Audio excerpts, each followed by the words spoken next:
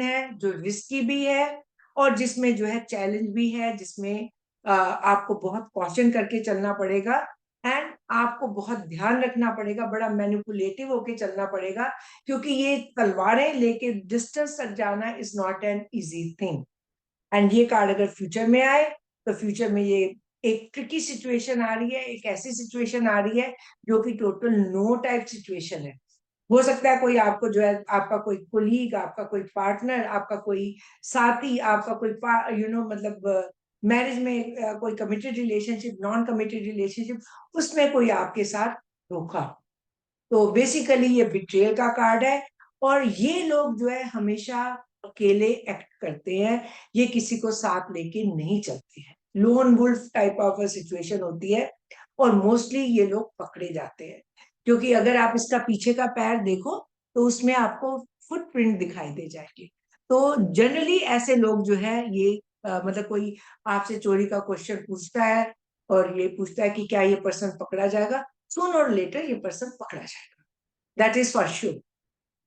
और ये कार्ड अगर आपका रिलेशनशिप में आए तो कई बार इनफिडेलिटी का कार्ड है, और कई बार जो है ये मतलब ये भी हो सकता है कि कोई सडनली जो है मतलब कपल में से एक पार्टनर सडनली डिसअपियर हो जाए बिना बताए कि मतलब मैं तुम्हें छोड़ के जा रहा हूँ, या जो चुपचाप डिसअपियर हो जाए, मे बी उसके दिमाग में कोई और लड़की हो या लड़का हो एंड वो जो है आपको इन्फॉर्म करे बिना आपको धोखा देके चला जाए। और सिंगल पर्सन आए, सिंगल पर्सन को पूछे रिलेशनशिप के, this is not the right time. क्यों नहीं है राइट टाइम? क्योंकि जो भी इस कार्ड के पीरियड में आपकी लाइफ में आएगा वो आपको कहीं ना कहीं कोई धोखा देगा, या कई बार जो है ऐसे लोग आपको यू नो किडनैप भी कर सकते हैं, कोई एक नेगेटिव सिचुएशन में जो है आपको डाल सकते हैं। एंड ये कार्ड जो है, वैसे दो तीन पॉजिटिव पॉइंट है इसके, कि डिप्लोमेसी इस कार्ड के साथ होती है, कि जब ये कार्ड की पर्सनालिटी हम कई बार एक्सप्लेन करते हैं तो ये पर्सन बड़े डिप्लोमेटिक होते हैं, तभी आप उनसे इतने क्लोज हो जाते हो कि आप उनको अपने सारे राज, अपने सारे सीक्रेट्स बता देते हो, जिसको ये बाद में मिस यूज करते हैं। तो हेल्थ में अगर ये कार्ड आए तो ये जो आपकी बीमारी है वो इस समय पर्सोनिफाई हो रही है इस पर्सन से। तो ये पर्सन जो है, ये आपकी जो है एनर्जी अभी, आपकी हेल्थ की एनर्जी जो है ये डिजीज जो है ये अभी सक करता रहेगा, अभी कुछ टाइम के लिए ठीक नहीं होने जा रहे हैं।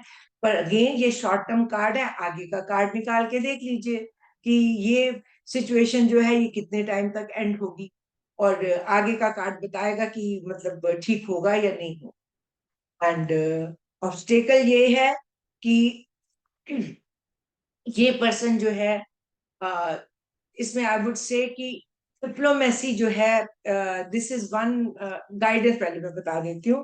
गाइडेंस इज ये कि टेक, आप जो भी काम कर रहे हो उसकी रिस्पॉन्सिबिलिटी लें और दूसरों के ऊपर इस समय ट्रस्ट ना करें। लोग जो है आपको चीट कर देते हैं, और जब कोई पर्सन बार बार इस तरह से किसी के साथ बिहेव करता है, जनरली लोगों को फिर पता चल जाता है कि ये पर्सन रिलायबल नहीं है, और वो जो है आपको देख के, अगर कोई उन्हें बात कर भी रहे होंगे किसी के साथ तो वो चुप हो जाएंगे, क्योंकि आपकी रेपुटेशन ऑलरेडी अब खराब हो चुकी है। तो ऑब्स्टेकल यही है, because your reputation has gone so bad, कि अब जो है लोग आप पे ट्रस्ट नहीं करते, अब वो आपके साथ दोस्त नहीं बनना चाहते, ना कोई आपके साथ की हेल्प किसी तरह से करना चाहता है, क्योंकि उनको पता है कि फाइनली आपने उनको चीट ही करना है। जैसे कोई पर्सन बार बार आपसे उधार मांगता है तो आपको पता है कि ये पर्सन जो है दो बार तो आप दे दोगे, तीसरी बार आपको पता है इसने वापस तो करना नहीं है, तो आप फिर मुंह के ऊपर मना देंगे। इसलिए मैंने पहले गाइडेंस बताई कि गाइडेंस यही है कि be responsible and don't spoil your reputation, क्योंकि ये रेपुटेशन लॉन्ग वे में जो है अगर आपकी खराब होगी तो लॉन्ग टर्म में आपको बहुत नुकसान देगी।